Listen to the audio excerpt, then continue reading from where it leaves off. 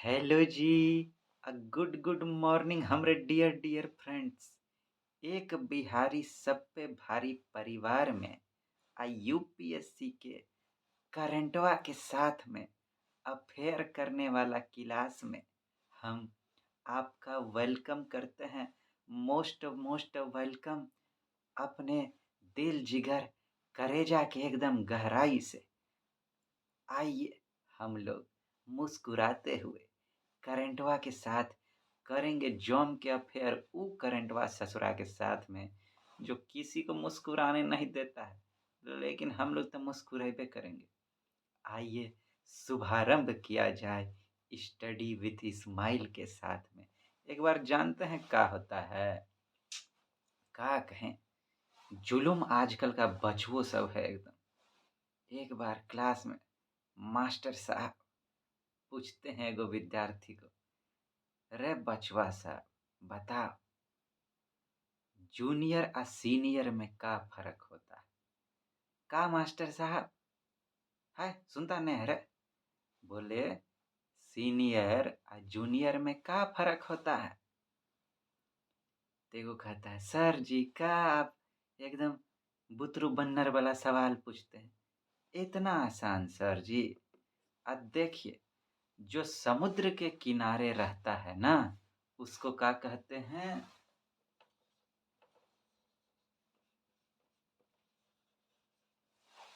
Senior. आरो जो चिड़िया घर के करीब में रहता है उसको क्या कहते हैं?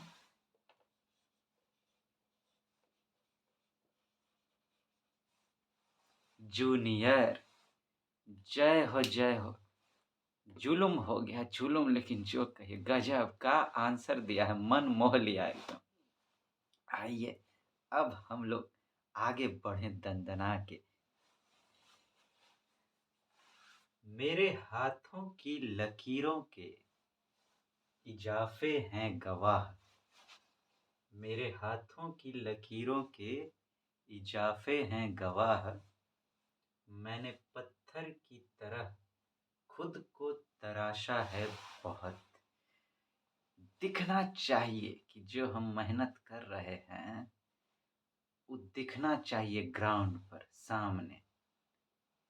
इजाफे का मतलब आप जानते होंगे, इजाफा हो जाना, बढ़ जाना। बहुत मेहनत किए हैं ये हाथ से, इसलिए मेरा हाथ का लकीर सब बढ़ गया है, यही कहना चाह रहा। क्या सिग्नल दे रहा है हम लोग को, क्या उतारे हम लोग जीवन में कि इतना मेहनत करें, इतना मेहनत करें कि प्रकृति खुद उतर के उसका प्रमाण दे। जय हो जय हो। ये हुआ ना बात। विचार कीजिएगा कि कैसे हम लोग अपने जीवन में इसको उतार डालें, है कि नहीं?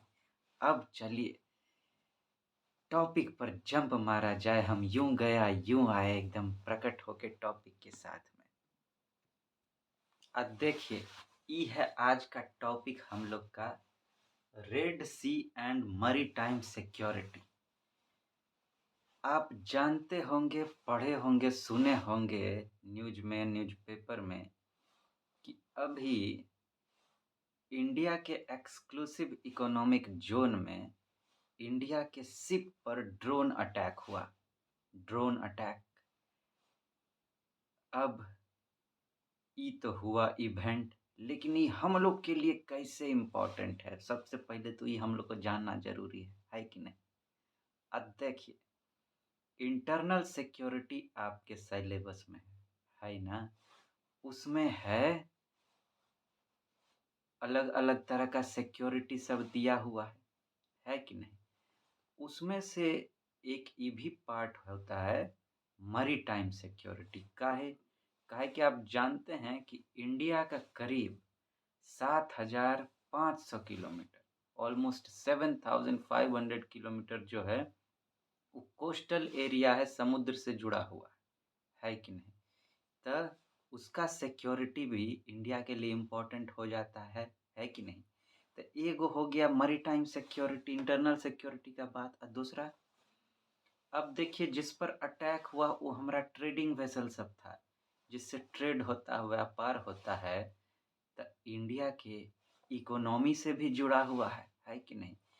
तो दू गो पार्ट, पहला एक तो हो गया कि इकोनॉमिक डेवलपमेंट का पार्ट है और दूसरा इंटरनल सिक्योरिटी का। लेकिन इसको आप क्या कहते हैं, पॉलिटी से भी जोड़ के देख सकते हैं, एडमिनिस्ट्रेशन का भी पार्ट है भैया, कि कैसे एडमिनिस्ट्रेशन कर रहे हो, कि इंडिया पे अटैक कर दिया इंडिया का वेसल पर, है कि नहीं। और दूसरा ज्योग्राफी से भी आप इसको लिंक कर सकते हैं, काहे कि जितना पार्ट है, रेड सी है या जो भी है, ये सब ज्योग्राफी का भी पार्ट है, तो वहाँ से भी क्वेश्चन बन सकता है। प्रीलिम्स में कैसा कैसा क्वेश्चन बन सकता है यहाँ से, कि रेड सी है, उसके चारों बगल कौन कौन सा जगह है उससे कनेक्टेड बॉर्डर एरिया, उस पर क्वेश्चन बन सकता है। मेंस में कैसे क्वेश्चन बनेगा, मरी टाइम सिक्योरिटी के ऊपर पूछ लिया जाएगा, काहे कि छोटा मोटा घटना तो है नहीं, है कि नहीं। तो आइए जरा इसको समझने का कोशिश करते हैं हम लोग के एग्जाम वाइज। अब देखिए,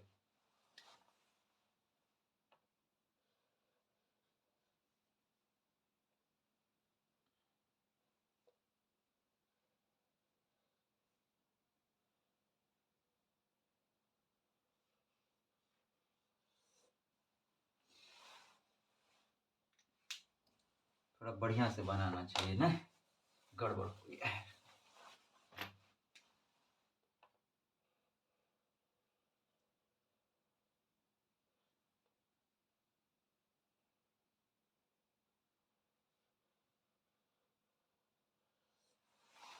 हम खाली वेस्टर्न कोस्ट बना रहे हैं, काहे कि हम लोग को इधर समझना है। अब देखिए, यहाँ से पहले फिगर बना लें जरा।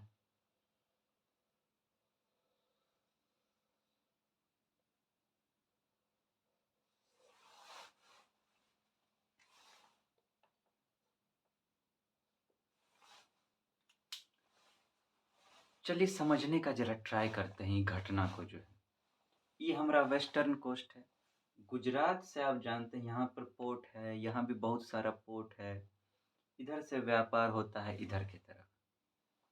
यहाँ से आप ये देखिएगा तो इधर पर्शियन गल्फ, यहाँ नीचे आइए तो इधर रेड सी जोन है, जिससे होकर गल्फ स्वेज होते हुए हम लोग मेडिटेरेनियन सी में यहाँ निकलते हैं, और फिर इधर यूरोप का एरिया है पूरा। अब देखिए अटैक कहाँ पर हुआ। अटैक हुआ इंडिया के एक्सक्लूसिव इकोनॉमिक जोन में। एक्सक्लूसिव इकोनॉमिक जोन का होता है कोस्ट से लेकर 200 माइल्स तक का जो एरिया होता है उसको कहते हैं एक्सक्लूस। उसके बाद का जो एरिया होगा उसको कहेंगे लास्ट पॉइंट पे। अनक्लॉज पढ़े होंगे आप, United Nations convention on law of sea, ये वही क्लॉज बना हुआ है मरी टाइम के ऊपर अलग अलग बात को लेकर। ठीक, तो होता क्या है कि उसमें अलग अलग कैटेगरी बना हुआ है, 12 माइल्स, फिर 24 माइल्स, फिर उसके बाद 200 माइल्स। 24 से 200 माइल्स का जो एरिया होता है उसको कहते हैं एक्सक्लूसिव इकोनॉमिक जोन। उसके अंदर ड्रोन अटैक हुआ, किया कौन, ससुरा। अब देखिए ये है पर्शियन गल्फ, यहाँ पे है ओमान, यहाँ पे है यमन, ये है यमन। ठीक, यमन, यमन में हैं हाउदी रेबल्स। कौन, हाउदी रेबल्स।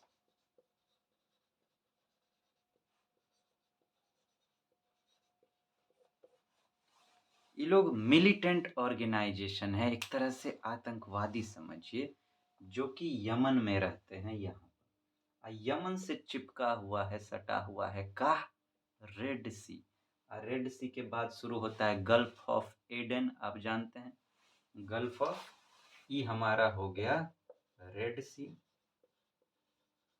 और ये जो एरिया है यहाँ पर, ये है हमारा गल्फ ऑफ एडन। अब देखिए ये जो अटैक अब ये लोग यमन लोग कर रहा है, ये सबसे पहले तो ये कर क्यों रहा है। आप जानते हैं कि इजराइल धावा बोल दिया गाजा पर। गाजा में मुस्लिम लोग रहते हैं, पैलेस्टीनियन लोग, वो लोग मुस्लिम हैं। यमन में भी मुस्लिम लोग हैं।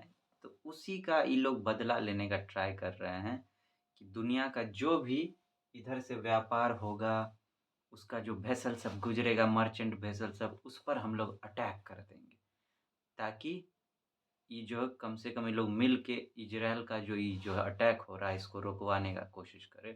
ये लोग इसीलिए ऐसा कर रहा है, बहुते पे कर चुका है, ऐसा नहीं कि खाली इंडिया पे अटैक किया, बहुत का उसी समय से कर रहा है। अब इससे दिक्कत क्या हो रहा है इंडिया को और दूसरे देशों को, हम लोग को इंडिया के कॉन्टेक्स्ट में समझना है, तो आइए समझते हैं। अब देखिए यहाँ से कहा चलता है, तो इधर से रेड सी होते हुए आप यहाँ मेडिटेरेनियन सी है यहाँ निकल जाते हैं, और यहाँ से फिर पूरा यूरोप में व्यापार इंडिया कर सकता है कि नहीं? अगर ये रास्ता बंद हो गया, रेड सी वाला ई रास्ता को चोक कर दिया ये हाउदी रेबल लोग, तो होगा का? अब यही इस जो यहाँ से निकल के तुरंत इधर चल जाता था अरेबियन सी से, अब करना क्या होगा कि पूरा इधर ना जाके इधर अफ्रीका का जानते हैं, ये पूरा कोस्ट है, अफ्रीका का पूरा कोस्ट होते हुए फिर नीचे से साउथ अफ्रीका के नीचे से ऐसे करके फिर इधर आना होगा अटलांटिक ओशन होते हुए, और फिर ऐसे करके तब जाके यूरोप पहुंच पाएंगे। माने जो सीधा पहुंचते थे, अब इतना लंबा घूम के जाना पड़ेगा, तो सोचिए कितना दिक्कत होगा, का प्रॉब्लम होगा। सबसे पहला बहुत ज़्यादा तेल खर्चा होगा, है कि नहीं? उसके बाद समय कितना लगेगा, पता चला जितना देर में हम 5 ट्रिप करके आ गए उतना में एक ठो पूरा हो रहा है। तो एक तो उससे हमला क्या होगा, अब तेल खरीदने के लिए हम लोग को फॉरेन एक्सचेंज देना पड़ता है, मतलब फॉरेन करेंसी देना पड़ता है, तो हमारा फॉरेन एक्सचेंज रिजर्व कम हो जाएगा। तो कितना गड़बड़ हो रहा है देखिए।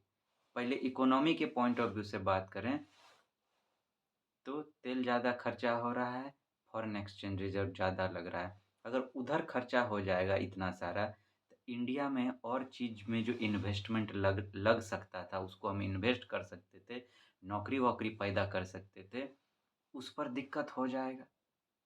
तो एम्प्लॉयमेंट भी कम होगा, फॉरेन एक्सचेंज रिजर्व कम हो रहा है, उधर जा रहा है, कितना चीज़ दिक्कत हो रहा है, ऊपर से टाइम इतना लग रहा है।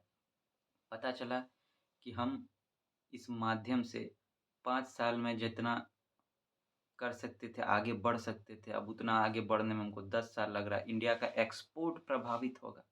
हम लोग एक्सपोर्ट डोमिनेटेड कंट्री भी बनना चाहते हैं, तो बाहर से व्यापार करने में दिक्कत होगा। अब इंडिया से आने में इतना टाइम लग रहा है, तो उधर का देश लोग सोचेंगे धुर बहुत समय लग रहा है, कोनो आरो देश ढूंढ लो उसके साथ व्यापार कर लेते हैं, ऐसे में तो हमारा बहुत टाइम लग जाएगा, ठीक से व्यापार हो नहीं पा रहा है। तो फॉरेन रिलेशन प्रभावित होगा। और ऊपर से अगर इंडिया अपने वेसल सबको नहीं बचा पाता है, तो इंडिया की इमेज पर भी प्रभाव होगा कि का डिफेंस में इंडिया किया है जो इस सबको रोक नहीं पा रहा है। एगो छुटका मुटका हाउदी रेबल सब मिल के टेंशन कर दिया। अब कुछ कंपनी लोग ऐसा सोचने भी लगा है कि इधर से लेके जाएं भैया। तो देख रहे हैं कि कितना एंगल बन रहा है। इंटरनल सिक्योरिटी में मैरीटाइम सिक्योरिटी तो हो ही गया, एक उस पर खतरा कि हमरा सब अब इकोनॉमी में देख रहे हैं कितना चीज़ बन रहा है। एक एक चीज़ एक एक पॉइंट को आपको देखना होगा। अगर ऐसा होता है देखिए, तो फिर और का बात होगा। तो अब मान लीजिए कि दूसरे के तरफ यूरोप का कंट्री लोग दूसरे के साथ व्यापार करने का सोचेगा, तो फिर और देखिए तो फिर हो सकता है इंडिया का जो अपोजिशन सब है जैसे कि चाइना हो गया या और भी है, वो चाहेगा कि इंडिया का जगह लेने का ट्राई करें, तो और गड़बड़ फिर हो जाएगा। अगर रिश्ता अथी हुआ तो फिर खिटपिट होगा, और भी चीज़ पर प्रभावित पड़ेगा, खाली ट्रेडे पर व्यापार पर प्रभाव नहीं पड़ेगा, और भी मैटर पर बात आ सकता है कि आप कैसे हमारा ट्रेड के साथ व्यापार तोड़े, कैसे कम किए, तो हम दूसरों संबंध नहीं रखेंगे आपके साथ में, और वो गड़बड़ फॉरेन रिलेशन में और भी दिक्कत। तो बहुत सारा एंगल है इसका, देख रहे हैं कि नहीं आप? इकोनॉमी से जुड़ रहा है, हमारा इंटरनल सिक्योरिटी से जुड़ रहा है, हमारा इंटरनेशनल रिलेशन से जुड़ रहा है, एडमिनिस्ट्रेशन से जुड़ रहा है, क्या क्या चीज़ से जुड़ रहा है। तो इसको बचाना बहुत ज़रूरी है। इन लोगों को खिटपिट करने नहीं देना चाहिए। इंडिया इसके लिए प्रिपेयर्ड। अपना युद्धपोत सब भेज भी दिया है, वहाँ एडवांस सिक्योरिटी अब हो रहा है, लेकिन खतरा का बात तो है ना? तो ये सब चीज़ को आपको जब आप आंसर राइटिंग करेंगे एग्जाम में, ऐसे ही आएगा क्वेश्चन, इसी एंगल से पूछेगा कि ऐसा-ऐसा हो गया है, मैरीटाइम सिक्योरिटी पे खतरा आ रहा है, तो क्या किया जाना चाहिए या इससे इंडिया पे क्या इम्पैक्ट पड़ेगा? इम्पैक्ट आप बूझे, करना क्या चाहिए? वो भी आप लिखेंगे कि यहाँ पे एडवांस सिक्योरिटी करना चाहिए, आस-पास में जो भी देश है उनके साथ संबंध को थोड़ा और मजबूत करके इसको रोकने का ट्राई करना चाहिए और व्यापार का नया-नया स्कोप ढूँढना चाहिए। जो सब जो देश हैं इन सब से बातचीत करते रहना चाहिए ताकि रिलेशन बना रहे, है कि नहीं? तो इतना-इतना चीज़ सबका बात है यहाँ पर, अलग-अलग पॉइंट में जो मेजर पॉइंट है आप उसको डालेंगे। तो ये हो गया मेंस के पॉइंट ऑफ व्यू से। अब प्रीलिम्स के पॉइंट ऑफ व्यू से आपको करना क्या है कि रेड सी है, इसके आस-पास कौन-सा कंट्री है, इसको आपको लिख लेना है और कोडिंग बनाकर ध्यान में रख लेना है, तो उस पर भी क्वेश्चन आ सकता है। तो ये हम लोग के लिए आज इम्पोर्टेंट टॉपिक था फ्रेंड्स। फिर हम लोग आगे और बातचीत करेंगे नए का टॉपिक पर, है कि नहीं? तब तक आप हँसते मुस्कुराते रहिए, है कि नहीं? और अपने लक्ष्य की तरफ जम के कदम बढ़ाते रहिए। फिर मिलते हैं, टाटा गुड बाय करते हैं।